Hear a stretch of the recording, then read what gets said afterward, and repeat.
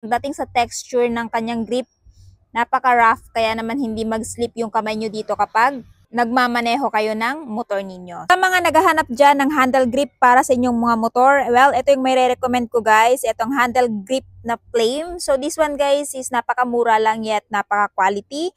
So ito yung sa right. So malalaman nyo naman sa right side guys kasi mas malaki yung butas kumpara sa left.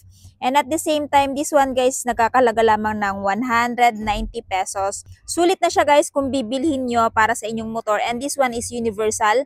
Pwede sa scooter, underbone, backbone, or kahit big bike pa yan. So aside sa color white, black combination guys, meron silang yellow black combination, red black combination, at saka blue black combination. So, ito yung quality niya guys. Solid, napakakapal ng rubber. At saka solid. Hindi siya basta-basta tipo na grip na parang nalulusaw. At the same time, pagdating sa texture ng kanyang grip, napaka-rough. Kaya naman hindi mag-slip yung kamay nyo dito kapag nagmamaneho kayo ng motor ninyo. Comment down below kung interested kayo dito. So, kung interested din kayo dito guys, ilalagay ko na lamang yung link to dyan sa yellow basket.